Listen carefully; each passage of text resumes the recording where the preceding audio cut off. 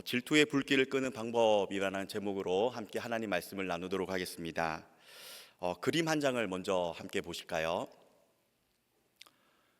잔뜩 찡그린 미간, 레이저라도 나올 듯한 눈빛, 꽃잎을 잘근잘근 씹어먹는 무자비한 입술과 신경질적으로 솟아오른 얼굴, 근육.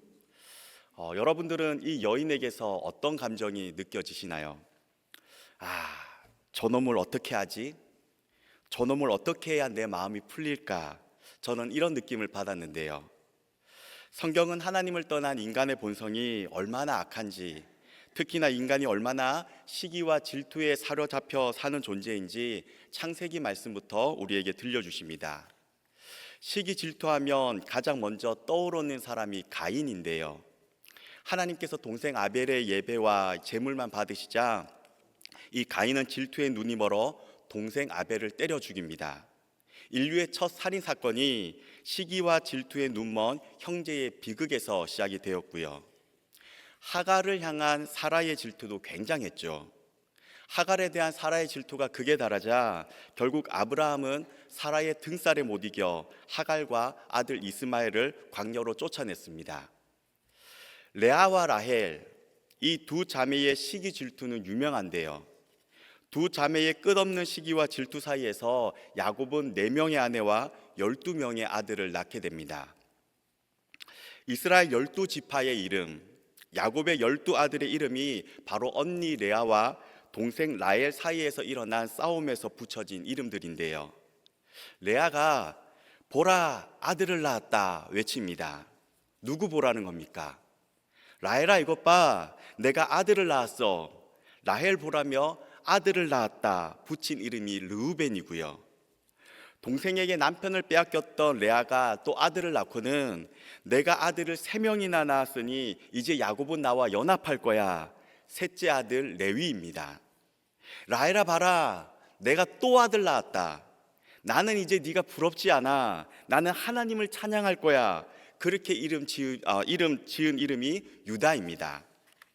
언니 레아가 아들을 4명이나 낳는 동안 라헬의 속이 얼마나 뒤집혔겠습니까? 저는 처음 봤던 그 그림이 마치 라헬처럼 보였는데요. 그래서 라헬이 어떻게 하냐면요, 창세기 30장 1절 말씀입니다. 라헬이 자기가 야곱에게서 아들을 낳지 못함을 보고 그의 언니를 시기하여 야곱에게 이르되 내게 자식을 낳게 하라. 그렇지 아니하면 내가 죽겠노라. 언니가 눈앞에서 저렇게나 속을 박박 긁어대니까 분통이 터져서 죽겠다라는 겁니다. 그래서 여종 비라를 야곱에게 주어서 아들을 대신 낳게 하는데요. 그렇게 낳은 아들이 억울함을 풀었다 단이고요. 비라가 또 아들을 낳자 언니와 경쟁하여 내가 크게 이겼다 납달리입니다. 라헬이 여종 비라의 몸을 통해 아들 2명을 낳고는 내가 언니와 경쟁하여 크게 이겼다 외치고 다니는 거잖아요. 그러니 언니 레아가 기가 차겠죠.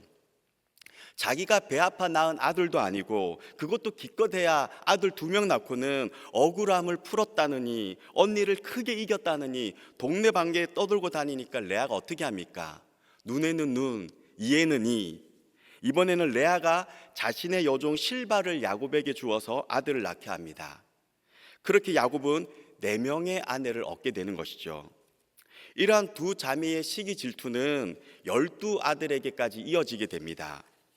한평생 엄마 레아와 이모 라헬이 시기와 질투 속에서 싸우며 살았는데 그 모습을 보고 자라난 12명의 아들이라고 별 수 없잖아요.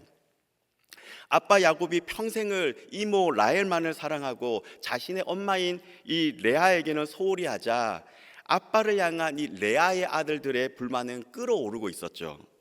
한평생 엄마에게 상처를 주는 것도 모자라 이제는 아빠 야곱이 라헬이 낳은 동생 요셉만 더 사랑하는 것입니다. 거기다 요셉은 눈치도 없습니다. 형들의 집단들이 내게 절한다느니 별들이 전한다느니 형들에게 기어오르잖아요. 아니 아무리 그래도 그렇지 어떻게 형들이 동생을 죽일 수 있을까? 아빠 야곱을 향한 주체할 수 없는 분노를 동생 요셉에게 쏟아냈던 것이었죠. 결국 요셉은 형들의 이 질투 속에서 죽을 뻔하다가 겨우 살아남았고요. 그렇게 요셉은 형들에 의해 애굽의 노예로 팔려가게 됩니다. 아론과 미리암도 모세를 시기했는데요. 하나님이 모세 너에게만 말씀하시냐? 우리에게도 말씀하시잖아. 아론과 미리암이 모세의 리더십을 질투해서 미리암은 나병에 걸리기도 합니다. 미국에서 일어나는 범죄의 20%는 질투 때문에 생긴 것이다 라는 분석이 있듯이 이 시기와 질투는 인간의 제약된 본성이고요. 인간의 역사는 시기와 질투의 역사입니다. 오늘 본문에도 질투의 눈이 먼 또 한 명의 사람이 등장하는데요. 바로 사울입니다. 7절 말씀인데요. 사울이 죽인 자는 천천히요 다윗은 만만히로다. 이 말에 사울은 질투에 눈이 멀어서요 그 길로 다윗을 일평생 쫓아다니는 인생이 되고 맙니다. 10계명의 제2계명 말씀인데요. 출애굽기 20장 4절부터 6절까지의 말씀입니다. 우리 함께 읽어볼까요? 함께 읽습니다. 함께 시작. 새긴 우상을 만들지 말고 아래로 땅에 있는 것이나 땅 아래 물속에 있는 것에 어떠한 형상도 만들지 말며 그것들에게 절하지 말며 그것들을 섬기지 말라. 나 내 하나님 여호와는 질투하는 하나님인즉 나를 미워하는 자의 죄를 갚되 아버지로부터 아들에게로 내 계명을 지키는 자에게는 천대까지 은혜를 베푸느니라. 아멘. 여러분, 우리가 우상을 숭배하면요 하나님은 나는 질투하는 하나님이야 하면서 질투를 하신다고 합니다.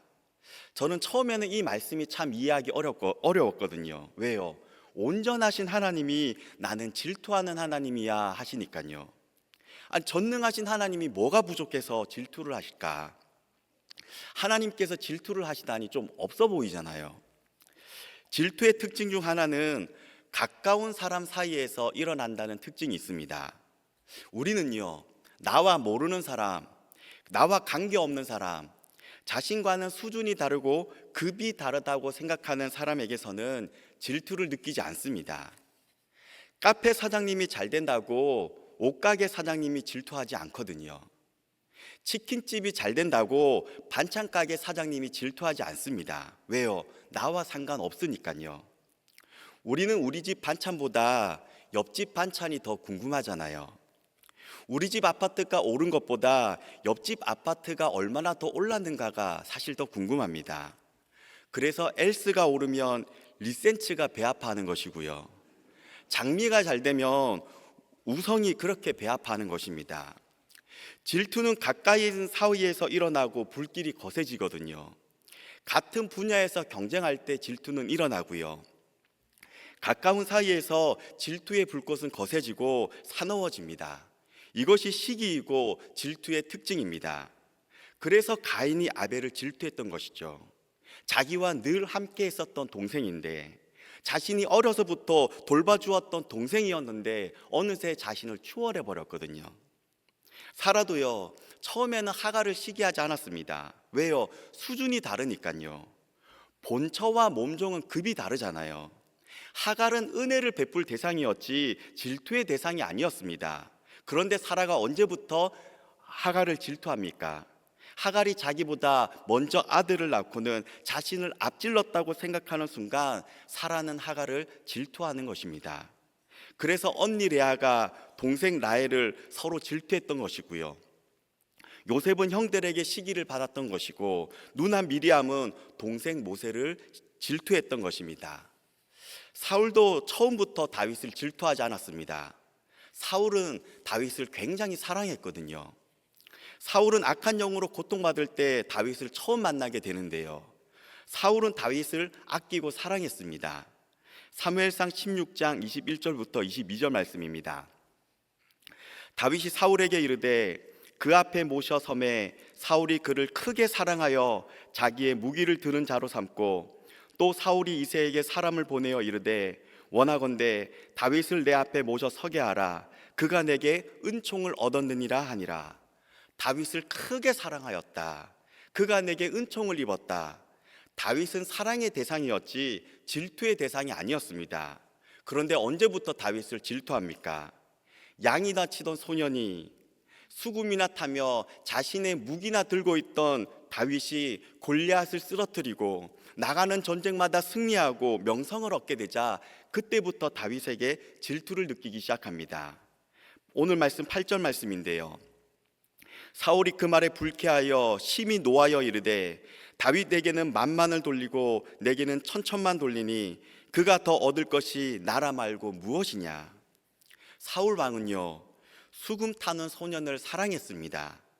왕과 소년은 비교 대상이 되지 않거든요.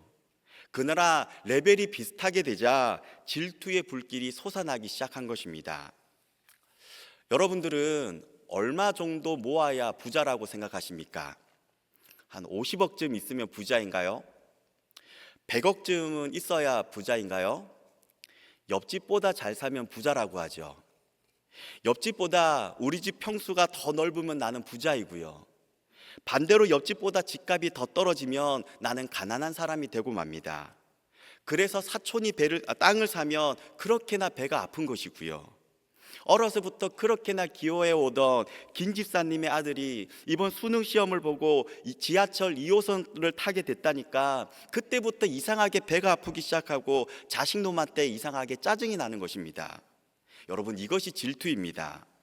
질투는 가까운 사이에서 일어나는 감정이기 때문에 이혼한 부부의 30%가 이 질투 때문에 갈라선다고 합니다. 나는 질투하는 하나님이야. 왜요? 하나님이 그만큼 우리를 사랑하시니까요. 하나님이 저 높은 보좌에 그대로 앉아 계신 전능하신 하나님이시고 우리는 죽을 죄인이라면 하나님은 우리를 질투하지 않으십니다. 그냥 심판하면 되죠. 그런데 하나님이 하늘 보좌를 버릴 만큼 우리를 사랑하셨기 때문에 우리와 똑같은 사람이 되시고 십자가에서 죽으실 만큼 우리를 사랑하셨기 때문에 우리가 하나님을 떠나 우상을 숭배하면 하나님이 질투를 하시는 겁니다.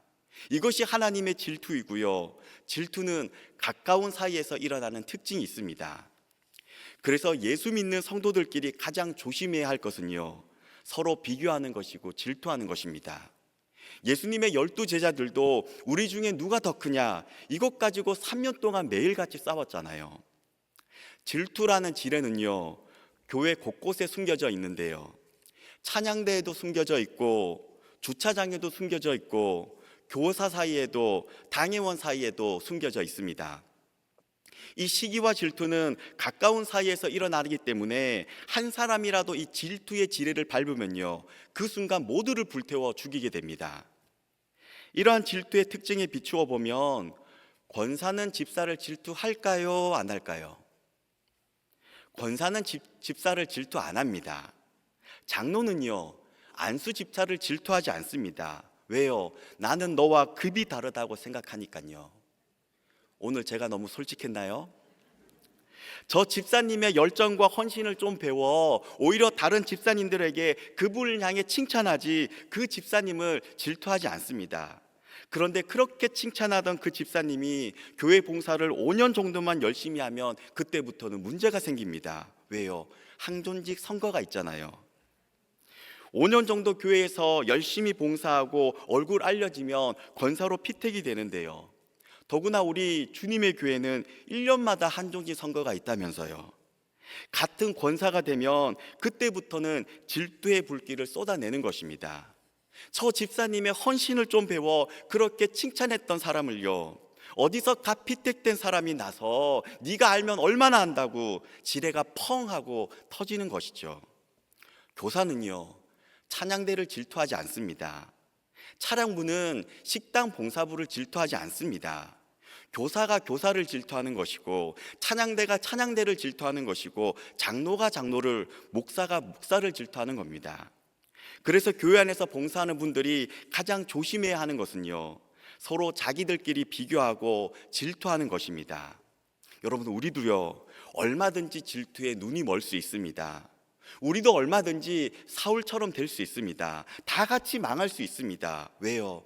질투는 인간의 본능이기 때문입니다. 여러분, 꽃게 아시죠?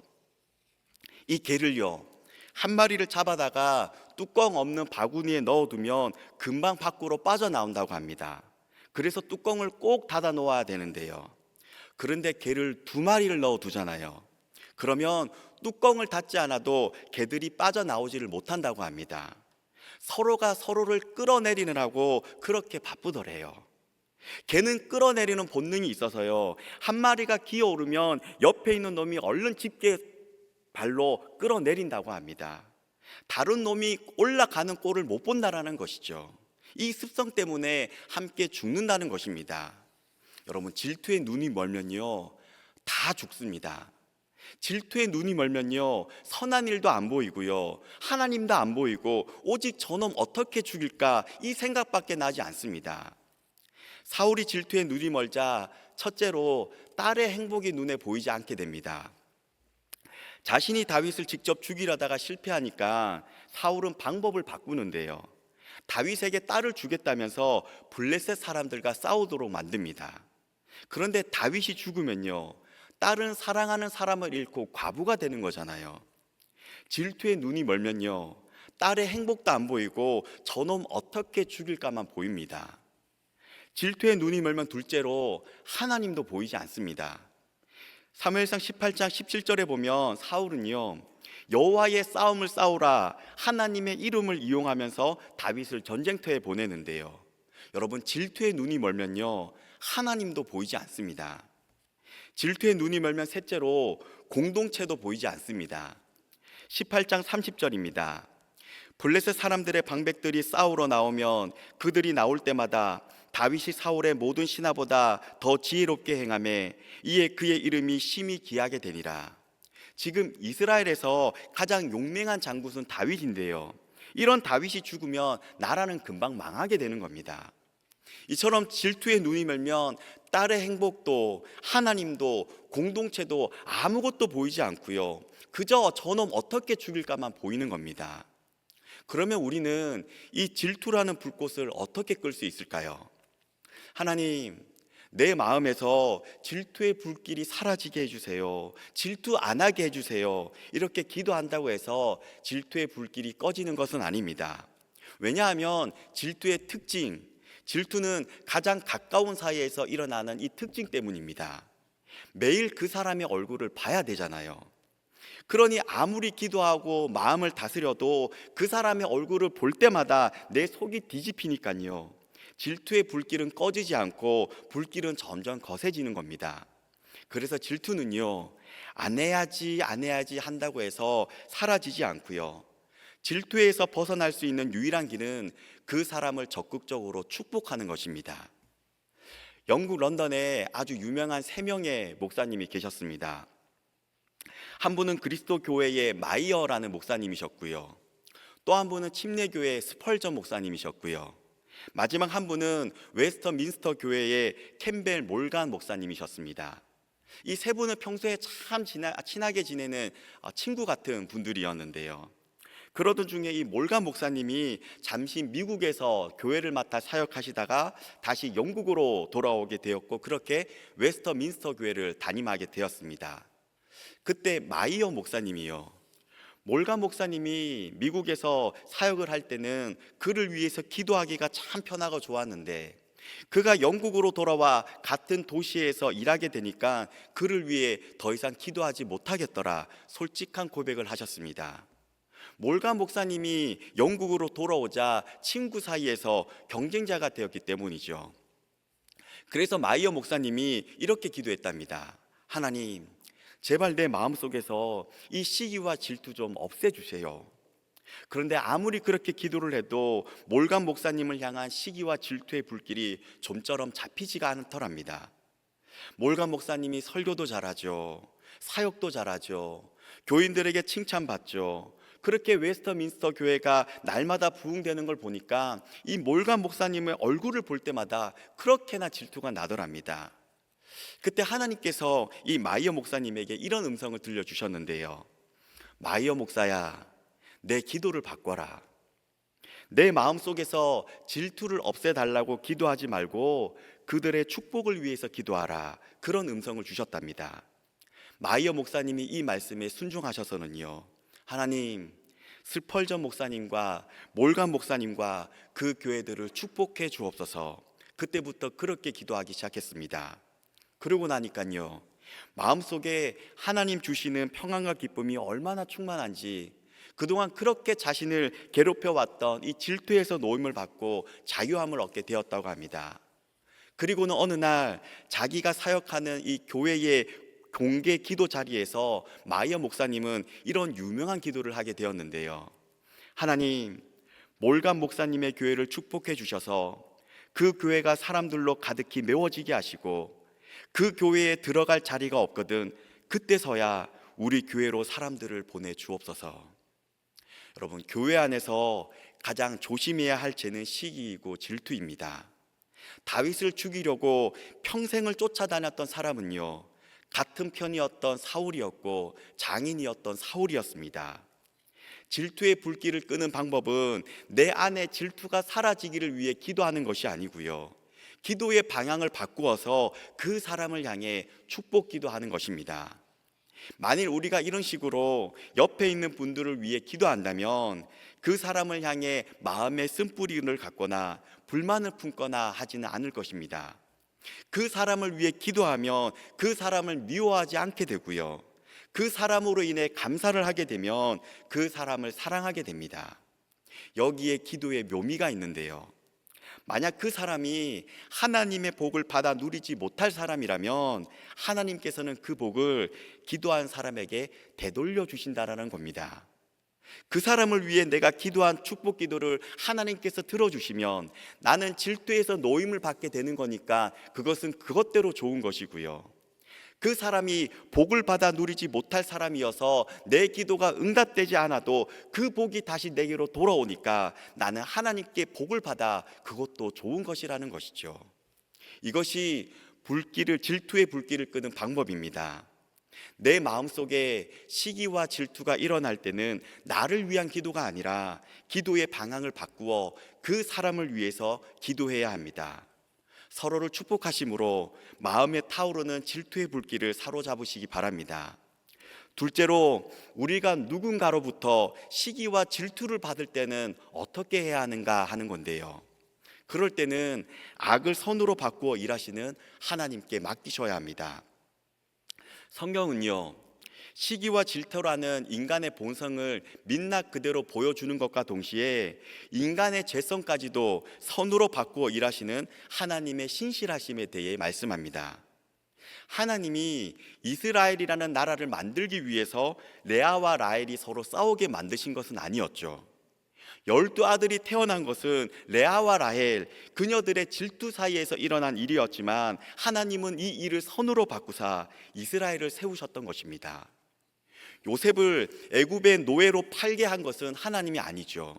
이 일들은 형들의 질투 때문에 일어난 일이었습니다. 그러나 하나님은 그 일을 선으로 바꾸어 이스라엘을 민족으로 만드시는 하나님의 선한 일들을 애굽에서 이루어 가셨습니다.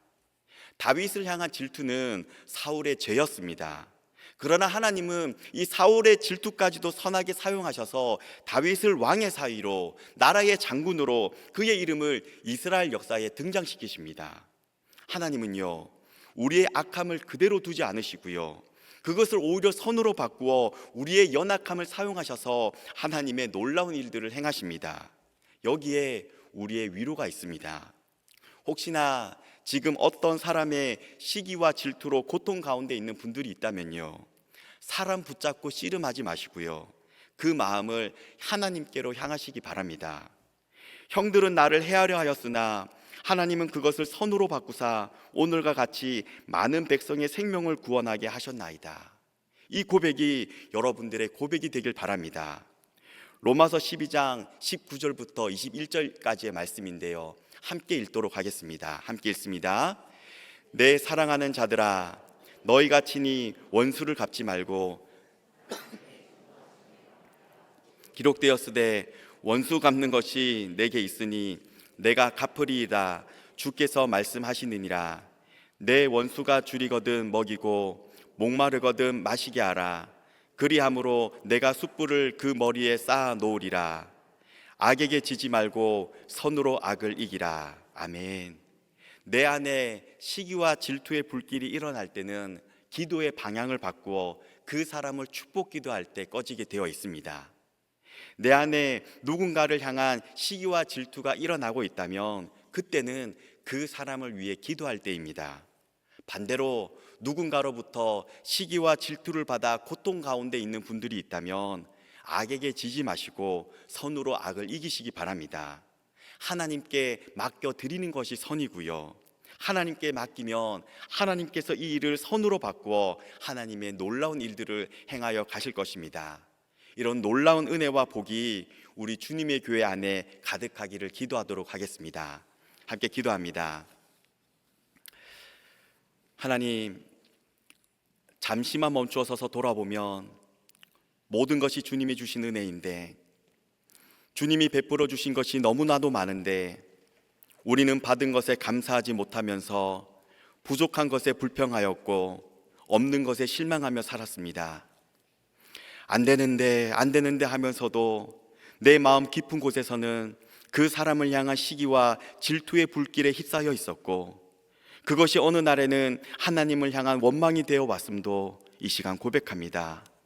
주님, 이제는 이 질투와 시기의 감정에서 자유하기를 원합니다. 이 불편한 감정에서 해방되어 주님이 주시는 말할 수 없는 평안과 안식을 누리기 원합니다. 내 입에 축복의 말을 주셔서 늘 감사하게 하시고 이웃을 사랑하게 하시고 사람들을 축복하며 살아가도록 하옵소서. 남편을 축복하고 아내를 축복하고 자녀를 축복하고 이웃을 축복하고 스스로를 축복하는 삶이 되게 하옵소서. 특별히 이 시간 삶의 어려움 가운데 있는 성도님들을 기억하여 주셔서 어떠한 삶의 상황에서도 선하신 하나님을 믿으며 주님을 통해 위로받고 주님을 통해 힘을 얻어 다시 일어서는 은혜가 있게 하여 주옵소서. 예수님 이름으로 간절히 기도드립니다. 아멘.